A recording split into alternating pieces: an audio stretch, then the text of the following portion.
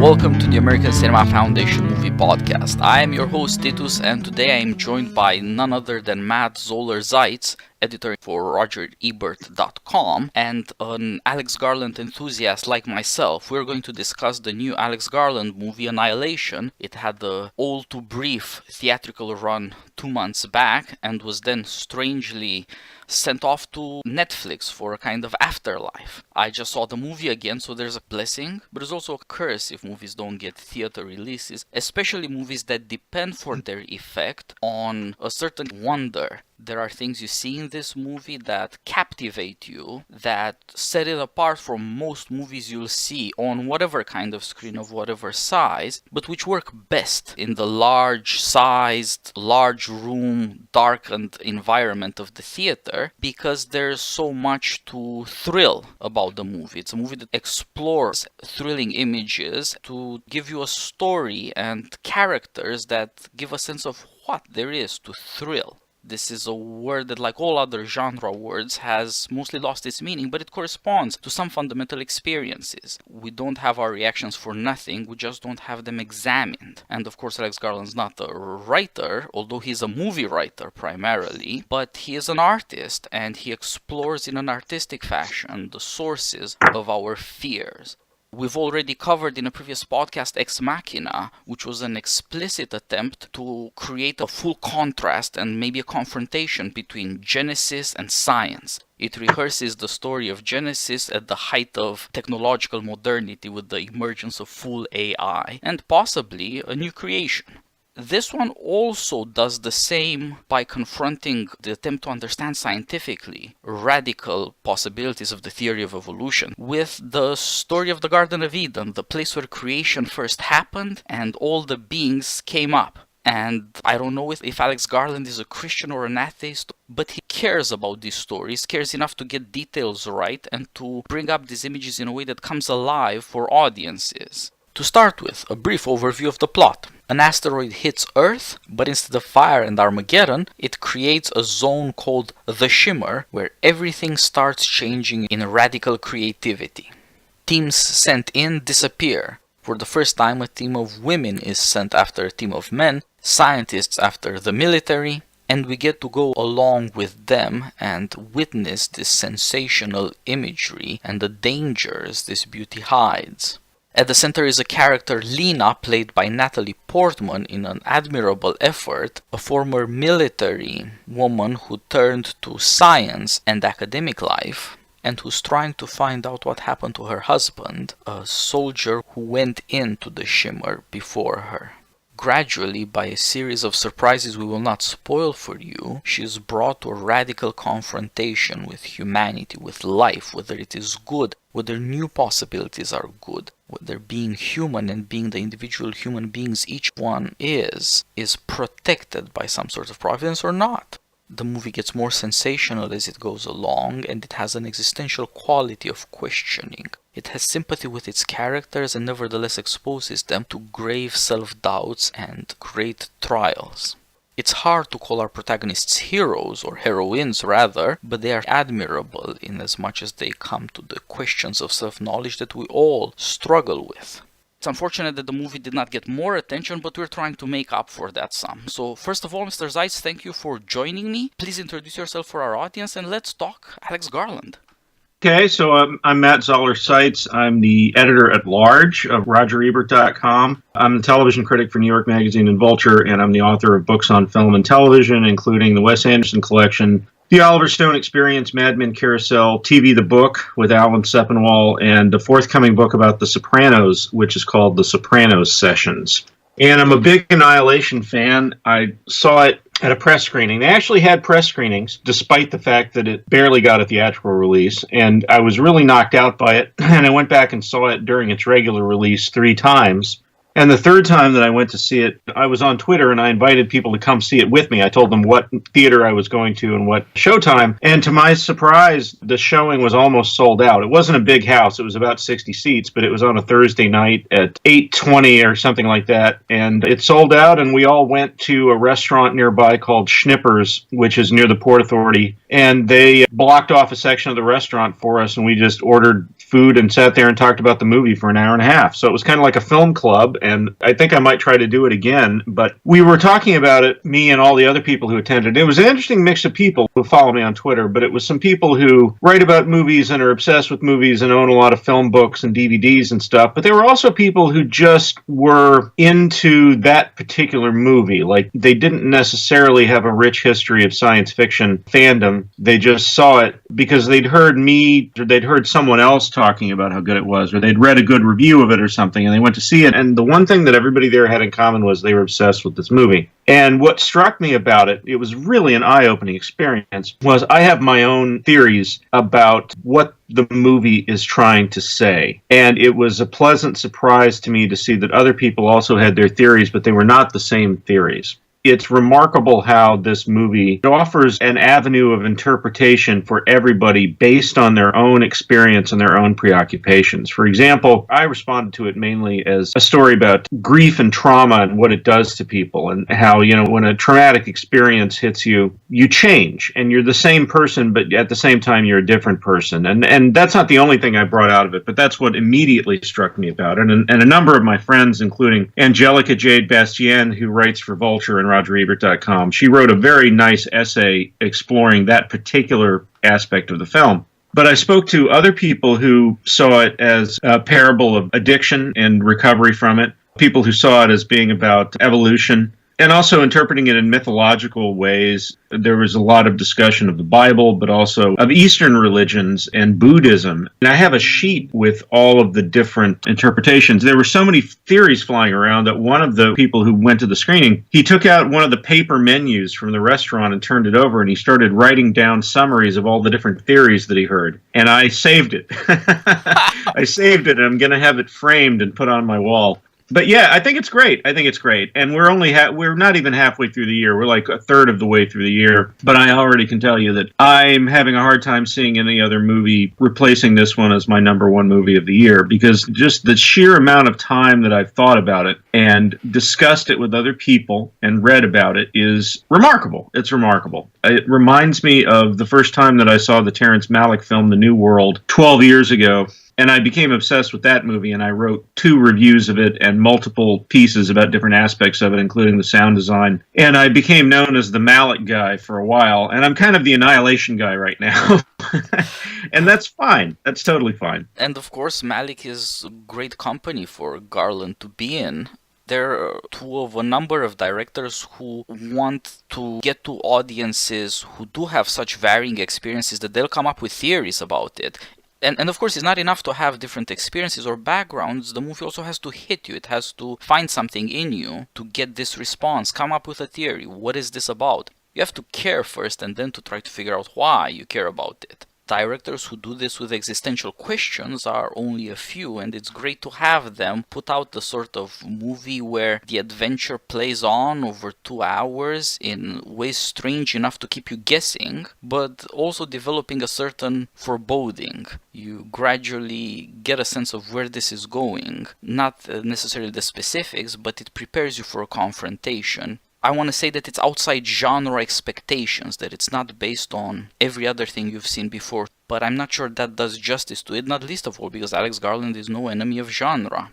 No, he's not. And in fact, this to me was a perfect example of a distinction that I make. The phrase science fiction is applied to any movie that has elements of science fiction, but I'm near absolutist about issues like this. I bristle when I hear movies described by a particular genre label when I don't feel that they've fully committed to that genre. And I would argue that the vast majority of movies that are classified as science fiction are not real science fiction. They are some other genre with aspects of science fiction. For example, Star Wars is not really science fiction. It has the trappings of science fiction, but it's essentially a fantasy like the Arthurian legends or Lord of the Rings. It's a space fantasy, I suppose. Whereas a movie like this one, I think, is true science fiction. And by that I mean that it deals with ideas. It lives almost entirely in the realm of ideas. And this is something that I think people don't want to hear because we're taught to prize characterization and literary values over this. But I think that characterization is secondary in a true science fiction film. I'm not saying that it's not a good idea to have characters who are interesting and that you care about, but I'm saying that it's not what the movie is mainly concerned with. The characters are a vehicle by which we explore certain ideas.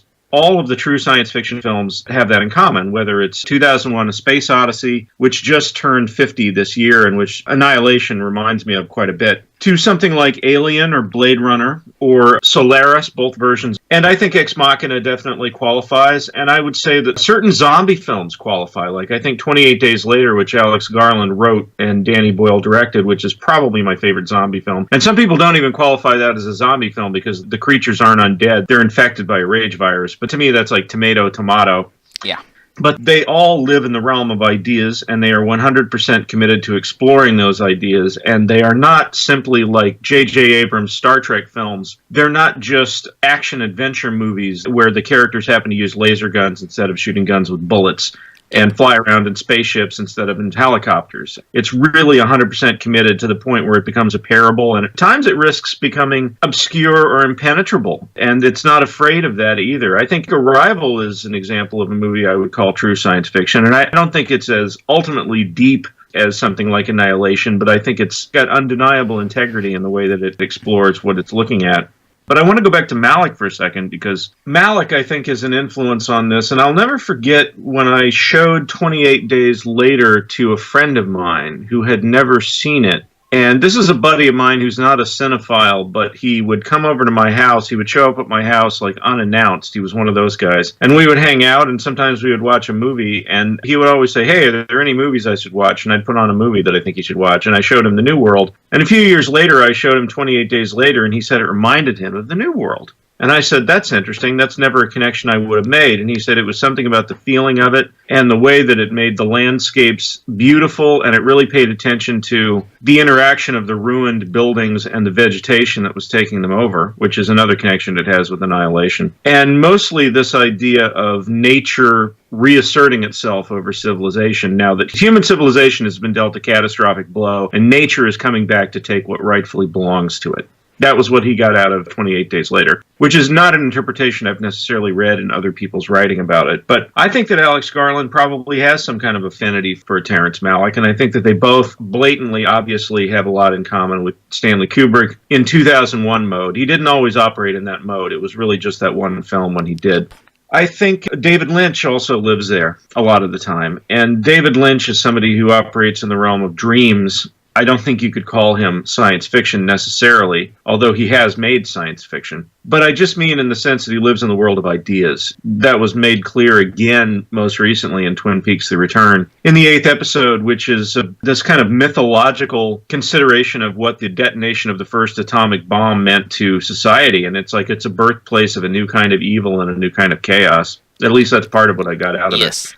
And that entire sequence, that long wordless sequence where we see the detonation of the bomb and we go inside of it, which is amazing, and it looks like synapses firing in the human brain. It was very obviously in the same vein as the ending of 2001. And the ending of 2001 is in the same vein as that finale of Annihilation where she's facing a double of herself and we're seeing a different kind of creation. But I think what ultimately all of these movies have in common is that they are trying to visualize that which cannot be imagined. And they're coming up against the limits of their own imagination in the process. And this Kubrick book, which just came out by an author named Michael Benson, I've been recommending it to people. I think it's tremendous. It illuminates for me how the creative process is based on not just good ideas and successes, but also mistakes and failures, which lead you to different approaches. And one example of that is the visualization of the higher intelligence in 2001. And I've read some people who assume that it's aliens, like extraterrestrials, like organic creatures, and others who think it's machines, maybe because that connects with AI, which Kubrick wrote. But ultimately, we don't see these creatures. You know, the monoliths presumably are not the creatures. They are devices that were left by them that are transmitting signals to basically tell them where to go next and how to evolve next. So we don't ever see the creatures that made that monolith, but Kubrick wanted to show them. And in fact, he and Arthur C. Clarke discussed how to visualize them. They had different ideas, and all the way to the end of the production, one of the last things they did when they were shooting the special effects was they shot a sequence with the actor who played Moonwatcher, who's that lead caveman who uses the bone as a weapon. he played this character and they fitted him in a suit which was covered with polka dots, and they put him against a background of stars, and they somehow inverted the film. I'm probably not describing it very well, but let's just say that they tried very hard to make something that was eerie and unrecognizable and completely new, and Kubrick looked at the result and said, it looks like a guy it looks like a guy in a polka dot suit. Get rid of it.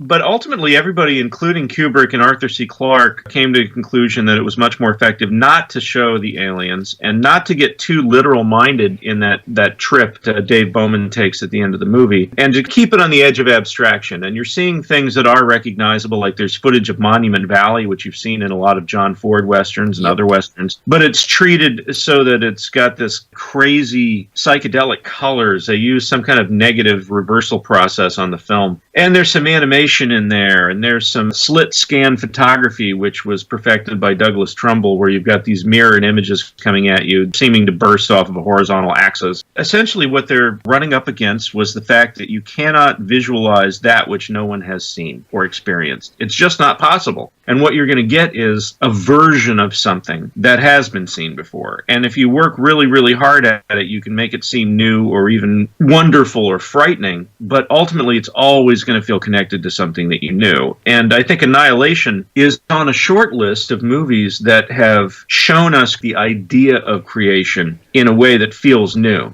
2001 managed to do it. The Tree of Life, the creation sequence of Tree of Life did it. And I think David Lynch, episode 8 of Twin Peaks The Return, managed to do it in that atomic bomb sequence. It was a different kind of creation, but I think he found a way, literally found a way into it. And Annihilation is another movie that I think pulled it off. And the way they pulled it off was by not trying to replicate the ending of 2001, which is what a lot of science fiction movies make a mistake when they tried to do. And instead he did something different, and it was something more like out of a dream that a person would have, literally facing a double of herself that's a mirror image, and that seems menacing, and it makes a noise that's truly terrifying. But then after she's interacted with it in what feels like an extended dance routine, which is really daring, I started to feel like it wasn't really menacing and that it was just mirroring her, and that when she felt fear or anger towards it, it returned the favor, and when she relaxed a little bit, it did also.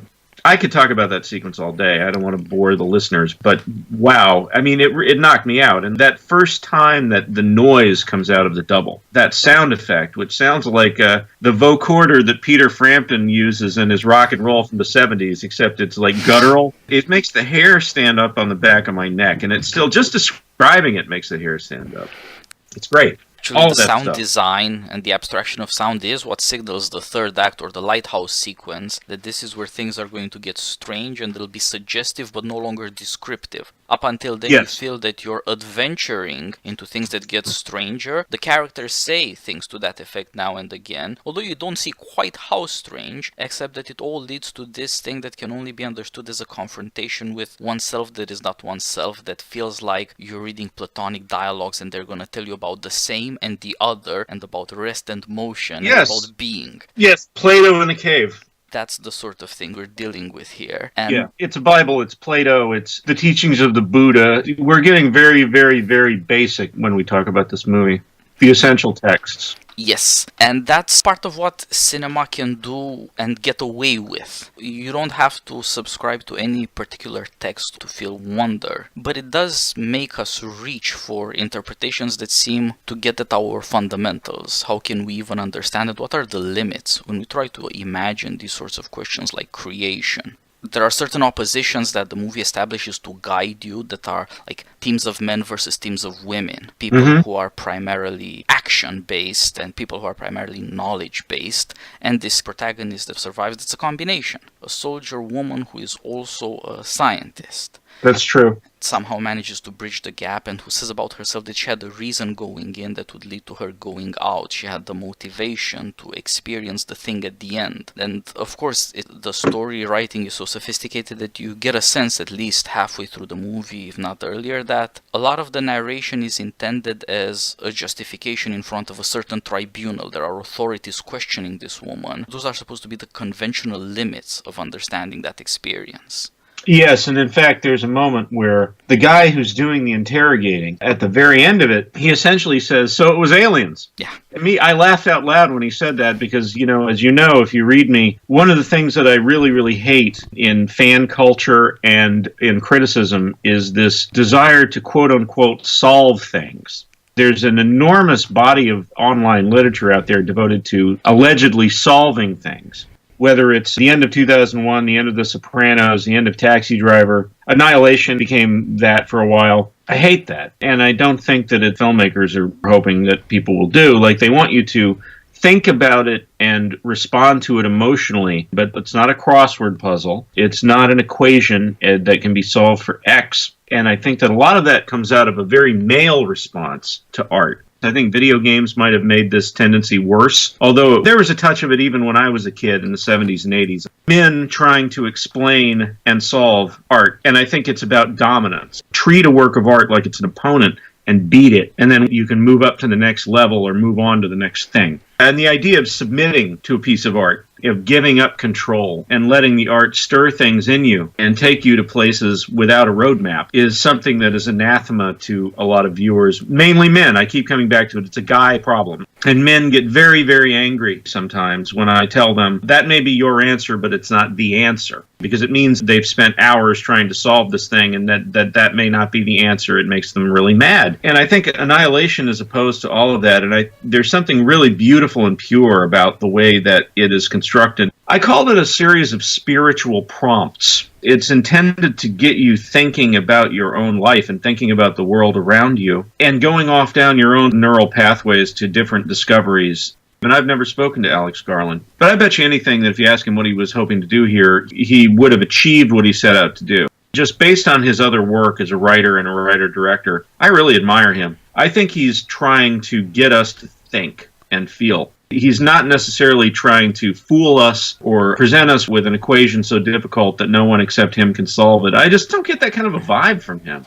No, you're right. So the question here is, how do we deal with perplexity? And primarily, we want a way out. We want to figure, okay, how do I get there? Or how do I get it? Whereas the whole point of the use of sound and image is fitly chosen, hopefully, to get a certain emotional response, and also to show you, by way of a kind of guide, characters who are supposed to be human to the extent that you can recognize their psychological responses, their emotions, and then to try to get you to think, why are they acting this way? Why are they reacting this way? And how do you react? Yes. You have all these signs there that are supposed to tell you need certain personal experiences. There are certain things, from abstract questions like, what does evolution really say about providence, in the sense of, is there any special place for being human, or is it just an accident? Is it forever, or are we forever endangered? From that all the way to personal questions like characters who are undergoing family disaster, marriage falling apart. Yes, and in fact, a good friend of mine, when I was visiting Los Angeles recently, a friend of mine who saw the movie twice, I asked him, what did you take away from the movie? And I didn't supply my own interpretation, and he hadn't read anything that I'd written about it yet. And he said he thought it was a beautiful film about relationships, about love relationships, but also family relationships, relationships in groups, and what it takes in order to hold a relationship together. And he thought that the heart of the film was Lena and her husband Kane, whose marriage is falling apart, and we don't really get too many of the details about why that is, although it's obvious that his having to go off and do things in secret and being gone for long periods of time is probably right at the heart of it. But at the end, he goes off, he becomes someone else. They separate, and he returns to her, but he's a different person, and then she goes into the same place that he was in, and she changes as well, and when they come out, they're both different people, and yet they're the same person. And he likened it to a couple that splits up, but eventually reunites, and the reason they're able to reunite is they're both different. Again, that's not an interpretation that I personally would have considered, and I don't think it's right or wrong. This sounds almost trite to say this, but Annihilation is like a movie version of being in therapy with a really great therapist. A bad therapist is one who has a preconceived notion of who you are and what's going to make you happy and what you should do with your life, and steering you in that preconceived direction in a way that can be unhealthy or unethical. But a great therapist is one who listens to you and is sort of trying to maybe prod you off the obvious path, not to guide you towards the answer that they want you to have, but just to guide you towards a different answer, just to see what happens. Break whatever regular thought patterns that you have and lead you to something that you might not have otherwise considered. And I think this movie does that. Yeah, to be a good filmmaker, you have to be a good practical psychologist. I think that's true for the really good filmmakers. The ones that are essentially showmen who want to just make you... The horror filmmakers who just want to make you jump and, they go boo and you go, ah! I don't think it's necessary to have that skill set. Although it might help a little bit if you're a horror filmmaker to know what makes people tick. But I think if you want to make people feel and think, I think you absolutely have to be more sensitive. Yeah. Even horror, properly understood, is a cinema of ideas. The question is, what about life is essentially horrifying? The skill set to say, what is the right fear to evoke here? Or how do you get people to confront a real submerged fear? It can be social, it can be psychological, it could be political, but you'd have to have a way practically of getting your audience there. They didn't think up your idea, they have to experience it. And Garland has a lot of the knack for this, to unnerve you and to guide that unnerving in specific directions that, again, yeah, it is like therapy. It's just that, like therapy, it requires this vulnerability. You have to open yourself up and put your experiences up for examination, if only within your own consciousness. You have to be willing to say, yeah, this kind of reminds me of experiences I've had. I know something about this misery. That's the first thing. It's not a happy movie. It's not happy people doing happy things. It's not happy things happening. You have to deal with certain unpleasant things. When they're going into the shimmer, they are confronting the absolute best or the absolute worst thing that can happen. And there is a strong element of horror to the film. I think it's almost as much of a horror film as it is a science fiction film. But there's always been some overlap between those two genres, yes. I think. Well, you used a phrase, suggestive but no longer descriptive, which I like a lot. And I think that goes to the heart of what, in my opinion, makes a great film of ideas. It can be science fiction, it can be horror, or it can be just some kind of a parable. And there are certain stories that are essentially realistic, that are right on the edge of being non-literal. Like television shows like The Sopranos and Mad Men are always living right on the edge of the uncanny, and sometimes they cross over. Sometimes surreal things happen, and sometimes the dream world seems to merge with the real world. And a lot of times you'll see an episode of those shows where there's nothing, strictly speaking, that is unrealistic, like a deliberate dream moment, and yet the entire thing feels dreamlike in a way that makes you question what you're seeing. And a lot of times the show doesn't answer the question. And I love that kind of storytelling. That's probably my favorite, where you're not entirely sure how you're supposed to take it, and you have to make a decision as a viewer. It's a very active kind of storytelling. Do I agree with it? Do I agree with its view of human nature? Do I agree with its view of life? Do I feel any sense of connection with what's being shown? And it's not escapism. To me, the word escapism means you have to escape the responsibility for having to make any decisions. And the opposite of escapism is a film where you're continually having to make choices like every minute of the movie. And I think that's why people find certain kinds of films, quote-unquote, boring. I think it's because they are constantly having to ask themselves, how am I supposed to take this? Is it meant to be funny and the joke is not landing, or is it not meant to be funny at all? If you have to ask yourself too many questions during a movie, certain people shut down. A lot of times what people prefer is the movie to supply the answers. And the commercial apparatus of cinema is largely based on that. There's no way to escape it, and I wouldn't necessarily say that it's bad. And the vast majority of filmmakers who are reacting against escapism are reacting against that kind of behavior in the audience, and it's a conditioned behavior. That's how I describe a lot of criticism of movies that are unconventional in some way, including genre films. Because, what people want to know is, why is this thing not like the thing that I get 95% of the time when I go to the movies? How dare they? And sometimes the changes that have been made are really not that great. They might have done one or two things that are mildly challenging, but you still see an allergic reaction from people. And it's very, very depressing, because the movies that have really lived with me ever since I've seen them are the ones that are more comprised of questions than answers. The suggestiveness that you're talking about is a big part of that. That goes to the visuals, like the situations in Annihilation, where they give you a strange image like that crocodile with the teeth arranged in spirals inside of its mouth, and they give you a possible explanation for it, but it's not definitive. And the people who are made out of plants, those like plant statues of what used to be people, I suppose, they give you a little bit of information about what that might be, but they don't give you any answers. That's left unresolved, and like almost every major thing in this movie is left unresolved, and you have to finish the thought with your own thought. I would say that broadly, the condition for genre filmmaking, which seems to be how we need industry to function, is great directors and writers. If I have to trust John Ford, I have no problem with that, or Howard Hawks, or David Lynch in his own strange way. Somehow that's required for audiences to go along. They'll experience discomfort, they'll experience weird things, and I think of directors now who are very popular, or have been very popular, who nevertheless are very strange people, like Spielberg.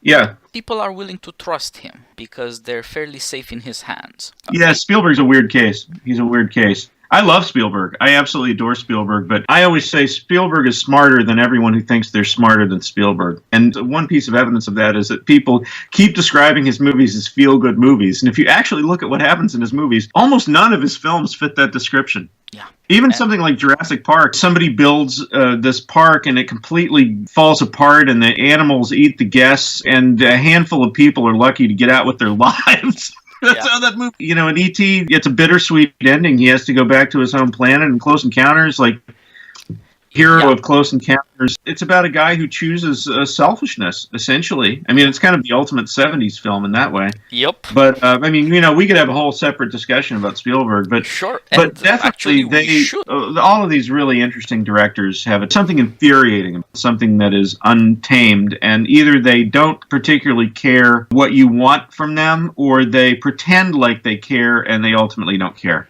I think the true genius of Spielberg is in tricking us into thinking that he cares about what we want. Well, at least he makes an effort to bring you along. Yeah, he does. Maybe that's what trust is like in a movie theater. You need to trust that your director will be worth your time, and he needs to earn that trust to some extent. These are always very tricky to negotiate because nobody can predict his career in advance. But, of course, you can tell, at least at some level in a director's career, that he's picky about his audience. And that pickiness may go in different directions. It could be popular or unpopular. But it is there because they're thinking people, and they know people. And that's the strange thing, how much they know about other people and how well they hide it. That's another thing that somebody like Spielberg, who's very popular, and somebody who's unpopular would have in common. They know a lot more about their audience than their audience would suppose. Yes. That's what audiences react to. How can you really trust these guys? With your time, with your hopes, with the stuff that you would be laying out and making yourself vulnerable. And then, of course, there's always a fear of being played for a sucker. How do you know that the guy whose imagery is so pretentious, how do you know that he really has something deep when, in fact, it might all be a scam? And these things seem to have gotten worse in certain ways. As more people pretend to be sophisticated, there's less willingness to say, well, being sophisticated means giving somebody a chance to say what he's got. Yeah, I think so. I think about some of the movies that have borrowed elements from 2001 but are not on its level. Like Contact is a movie that I really think for a long time felt like it was in the weight class of a 2001. I mean, certainly in terms of the images. And then it gets to the end and it becomes very trite and reductive. There's a touch of lack of resolution. She can't prove what happened and during that gap in the tape, but we know what happened. We were there. So there's really no mystery to the film, whereas in 2001 or Annihilation, there is mystery. You don't really know what happened. You get the general outlines of it, enough to sketch in your own interpretation of what it meant, but the question mark is never turned into a period. And I think that's really the heart of it. And I think when you attach two specific meanings to an event that is supposed to be mysterious and unresolved, then you kill it. And the first example I can think of is in the Christmas of 1979, when I was a kid. There were two big expensive science fiction movies that were released, The Black Hole and Star Trek: The Motion Picture. And both of those were inspired by 2001. They stole a lot from 2001, particularly in the end. And the plot of Star Trek: The Motion Picture is essentially if they had released the Discovery spacecraft and it was unmanned and it came back encrusted with the remains of this hyper-intelligent civilization of machines, and it basically had a god complex. The Black Hole was 20,000 leagues under the sea, but it was set in space. And at the end, they go into the Black Hole. Well, it's the ending of 2001. And you see galactic vistas and things happening, but it's heaven and hell. Like you see angels and devils. Is that really what you'd see if you went into a black hole? Is like signifiers of the most conventional Christian iconography? That doesn't seem likely to me. Unless it was ascribed to the subjective point of view of a certain character, which it was not.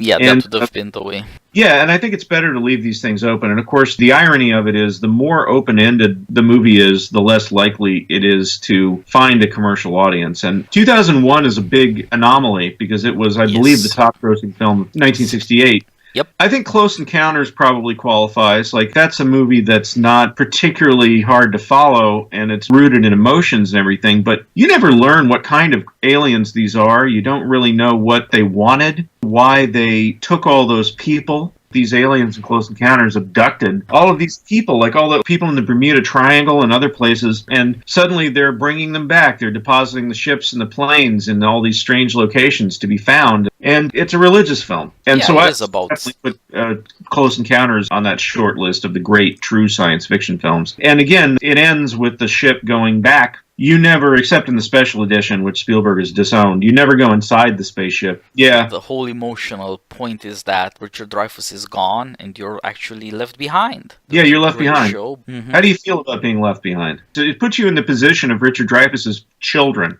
Yep. You know, Daddy is gone. How does that feel? See, again, all of a sudden, it's not such a feel-good movie, is it? Yes. And that's part of what audiences really respond to. You have to take a chance, but the sense in which the movie was of its time was that it spoke to great anxieties and the kind of search for meaning, the kind of dissatisfaction with certain social arrangements, but it can't really solve it for people. It can only bring them up to the brink, so to speak, of confronting that.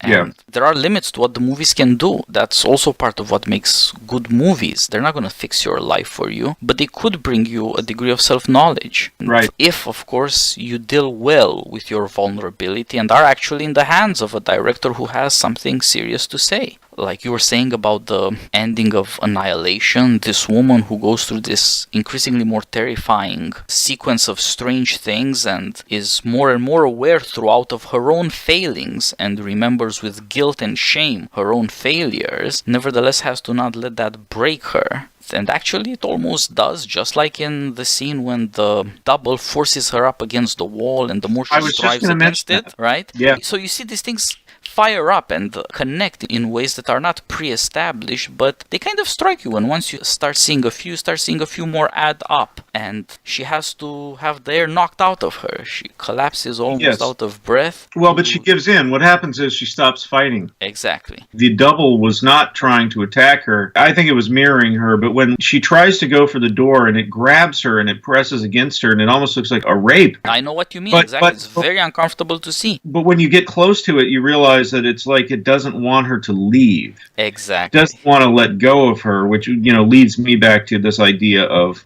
the movie being about grief, and, you know, the grief doesn't want you to let go of it. That was my read on it initially. But that entire sequence with the double reminded me of all things of a line from Star Wars, which is when Luke Skywalker is trying out the lightsaber for the first time, and he asks Obi-Wan, what is the Force? And Luke says, so it controls your actions. And Obi-Wan says, yes, but it also obeys your commands. It's that word also that I think is important, meaning both things are happening at the same time. And I think that double in that scene, it's controlling her actions and it's also obeying her commands. It's taking its cues from her. And when she wants to change the behavior of the double, when she wants to change the energy in that room, she has to change her own energy. Yeah. Once she banishes the fear, the terror, or the anger, then she's able to direct it to get to the point where she can hand it that grenade and leave. And it trusts her, it obeys her commands, essentially. Yes. And this is all conveyed wordlessly, which I think is incredible. Yep, you need to build all the tension. That sequence of events, she first sees her husband self-destruct because of the question of identity. Says, I used to think I knew who I was, and to her that would mean, what did we do to our marriage? You know, I love the character. I love that her husband is named Kane. It's, of course, the name of the main character of Citizen Kane, who is a mystery. People are trying to solve the puzzle that is Charles Foster Kane, and at the end you see the sled, and, you know, what a lot of people forget is the sled does not answer the question of who Kane was. People who watch that film, having been conditioned by what most movies do, they look at it and go, oh, it was the sled, but you don't think about whether or not it really answers the question So it seems wonderful that this character would be named Kane because her story is about figuring out what happened to her husband. You know, she's in the position of the reporter in Citizen Kane and goes into the Shimmer. But Kane is also the name of the character played by John Hurt in Alien, who ingests the xenomorph and is destroyed by it and unleashes this force that eventually takes down all but one of the crew. And so he's simultaneously a parasitic host and he's a mystery in a human hall of mirrors. Just with one syllable, we've got like a nexus created between two other classic films, which I think is beautiful. And there's a lot of that kind of thing in the movie. You know, we mentioned the 2001 and Terrence Malick, but there's also a lot of Tarkovsky in there. I was thinking about the first monster they see, the alligator. That's a Shark Jaws reference. Not just there's a monster trying to get them, but it turns out that there's a much worse horror than the monster after you killed him and you realize what it really is, so to speak. It's their first portent of what's coming. Life itself is not simply good. Life is partly horrifying. Yes. Well, and it has no opinion on you. Yeah. That's the most important thing. Like, if you want to become an adult, you have to accept the fact that the universe has no opinion on you. And that's the constitutive experience of horror cinema. If you want to be serious, you have to see all the horrifying stuff that happen randomly. Well, randomly, but then there are some kinds of horror films where there's a theological or biblical point of view where the bad things that happen to people are punishment for bad things that they did. But then, on the other hand, there's the inscrutable, mysterious horror, like The Thing. Now, there's been 3 versions of The Thing, but I think The Creature in The Thing is, like most of John Carpenter's horror movies, it's this implacable, unknowable force, and the question of whether it's evil or not can't even be answered. We perceive it as evil because it wants to destroy us, but I don't think that you can really call any of the destructive creatures in his movies evil, except in relation to people who are not suffering that condition. Yeah, so your first intuition about it is to do with evil, but then there is this other matter that it might just be life. Yeah. So what's worrisome about the ending of Annihilation, and people who reject it get a good deal out of rejecting it because they don't have to confront this matter. Most of us eat meat, but we would never do that to people. There is a sacred rejection of that. And you don't have to believe in God not to eat human flesh, or Greek gods or Norse gods. Atheists don't do it either. Scientists don't do it either. Why is that there? I don't know. There are certain sacred rejections. But nowadays you've got, say, the Neil deGrasse Tysons who tell you that no human thing matters. He's on Twitter to show that he's better than you because he can disabuse any human opinion, any cultural artifact. But if nothing human matters, why are we so protective of our dead and so revulsed by the thought of eating them? And that's a good question. Because we believe humans are special at some level.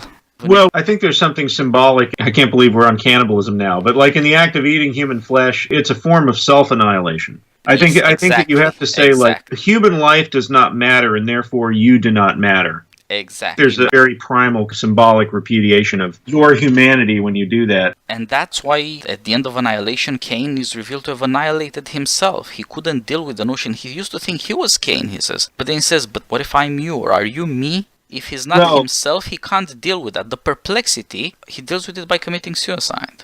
He does, but you know, that ending is so fascinating to me because the question of whether or not they are each of them the same person or a different person is also left unresolved. And I've actually had a number of discussions with people who've seen the film, and particularly with people who didn't like the film. Again, when you treat it like a puzzle, of course you're going to come away from it being disappointed, but it's like, was that the real Lena? And my answer is, I don't think the question, is that the real Lena, is one that necessarily should be asked in relation to this movie. I mean, I think yes. The answer is yes, and the answer is also no. Exactly. I think it's a matter of degrees. I don't think it's either or. There's like a sliding scale of how close are they to the original version. Yeah. And I think that the version of Lena at the end is closer to the original version than, say, Cain is. But I think they're both pretty far away from who they were before.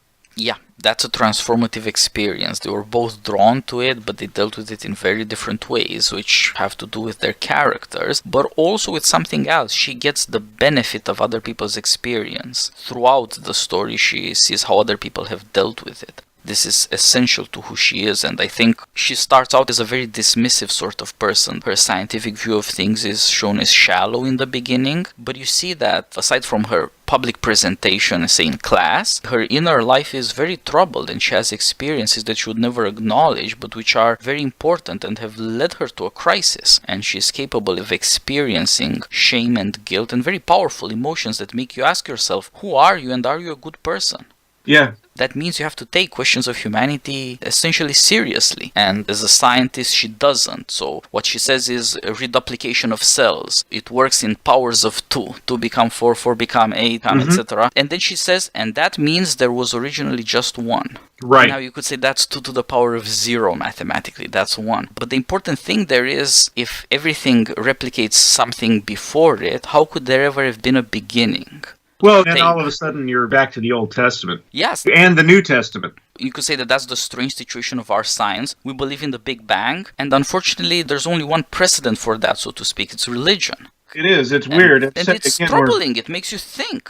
It does. Well, we're bringing it back again to Arthur C. Clarke, one of the most famous quotes. Yes, any technology exactly. Sufficiently advanced is indistinguishable from magic. And I have always believed that religion is just an attempt to explain that which we're not evolved enough to explain. And we now know that God's opinion has nothing to do with how much rain fell or didn't fall today. We now know that because, we have science. And, the Big Bang, I think it's really fascinating to me that the Big Bang is essentially let there be light. And we're trying to find a scientific explanation for the book of Genesis. Yeah. So I think Terrence Malick kind of wedded those two things beautifully in that sequence of Tree of Life. Yes. And there's again Garland's connection to that because he's also concerned with what would creation really mean? We use that word a lot. Everybody's supposed to be creative. If you're not, you're somehow a deficient human being. But science and the Bible teach you that creation came out of nothing, so that's okay. But if creation isn't out of nothing, then it's out of destroying something else. Right. That's the stuff that Garland is getting at. You're going to have annihilation to have creation. And somehow we're stuck with the legacy of it's either creation out of nothing or creation by destruction.